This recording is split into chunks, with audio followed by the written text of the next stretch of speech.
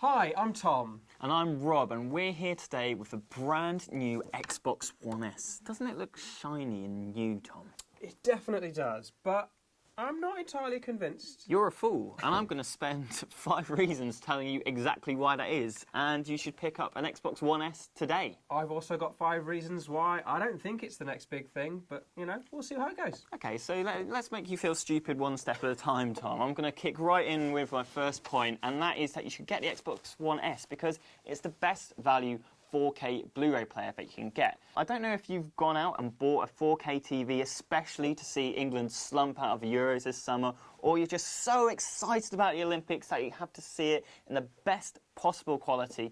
But if you do have one of those, you might well have noticed that there's not a lot of true 4K content to watch, unless of course you've got yourself a 4K Blu-ray player. Now, the Xbox One S at the moment is one of only 3 models in the UK which you can buy, which is a 4K Blu-ray player, and it's the cheapest. So, what say you to that, sir? So it might be the cheapest one out there, but when has cheap ever been good?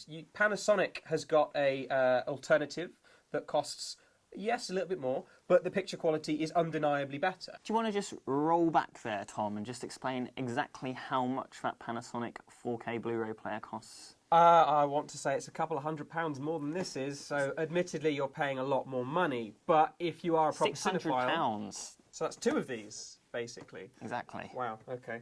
Still, if it's just picture quality you're after, there are better things out there. I will admit that is true. I've tested the 2 side by side, and there's a little bit of difference between the One S and the Panasonic, but you'd expect that. With the Panasonic, you're buying a very expensive Blu-ray player. With the Xbox, you're getting one of the best games consoles out there, arguably the best games console out there right now, and a 4K Blu-ray player. How can that possibly be a bad deal, Tom? So second, I have never had a better gaming experience than I have on the Xbox One S. Rise of the Tomb Raider, amazing in 4K. Okay, I get it. Because of the 4K upscaling, yes, it's taking your 1080p picture and it's making it 4K. So good. I played Rise of the Tomb Raider on PC, and it's native 4K. So, if you've got a PC, then you're fine. But console through and through, right now, this is your best bet. Unfortunately... I know what you're going to say here. You're gonna talk about the PS4 Neo, aren't you? I might be bringing that up, yeah. And Microsoft's Project Scorpio is coming next year too. So those will do native 4K, not upscaled.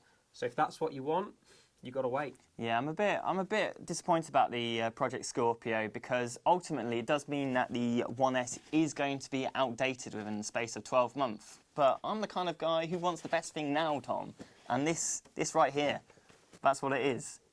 Now, Tom, whatever you say about the One S's 4K capabilities, I'm sure you can agree that this console looks 100 times better than the garbage fire that was the Xbox One. Well, I'm not going to deny the fact that this does look a hell of a lot nicer than the Xbox One. It even feels nicer. The plastics are firmer, and it's just, streamlined design, absolutely no question.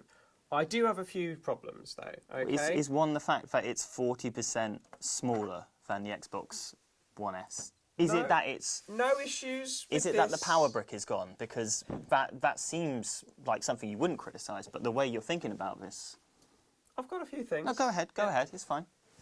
Microsoft has redesigned the controller, which it's lighter, it's got some better grips on the back, it's Bluetooth now, but they still haven't put in extra batteries. You've just got to put your own batteries in, AA's, or you buy a wireless charging kit, extra money.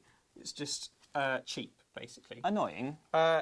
The Kinect, there is no port on the back now. You need an adapter. Have to buy that extra. And it's just they've still got ways to screw you out of more cash. I mean, no one's playing the Kinect. And if you are, stop.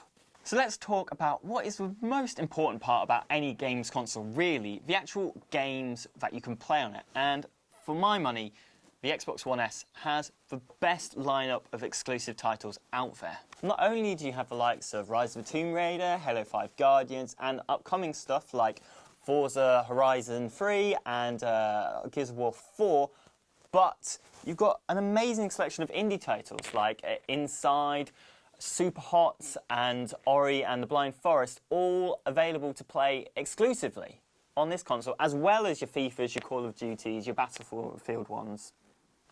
Come on then. Right. Well, for a start, pretty much everything that is coming out anytime soon on the Xbox One exclusively will also come to the PC. So there's no anything on here in the future that you will only be able to play on this. That's Xbox Play Anywhere, though. That's innovation, my friend. Halo 5, Forza Horizon, and Sunset Overdrive. Those are pretty much the three that you can't already get on the PC. That's your exclusive lineup right there. And the rest of it's just indie games. And come on, I want to shoot things in the face with a great big assault rifle. I want Call of Duty. I want my Battlefields. I can get that on any console. You're a Philistine. I think everyone will have gathered that. Despite your denials, Tom, I think at least we can agree that the current Xbox One games lineup is the best that it's ever had. But let's say, for some crazy reason, that's not enough for you. Well, backwards compatibility.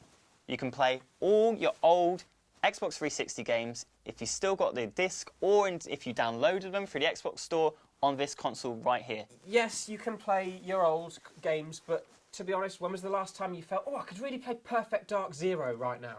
No one has ever said that ever, because it was terrible.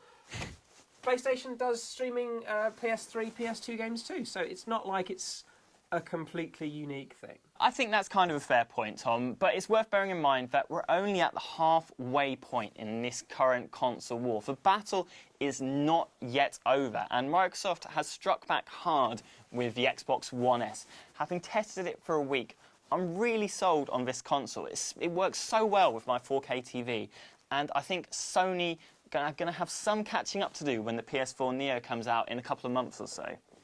So it's all still to play for, but at the moment, I'm calling it Advantage Xbox. That pretty much wraps it up here, but if you want to read more about the Xbox One S, make sure to head to stuff.tv, leave us a comment below, and to like and subscribe here on YouTube.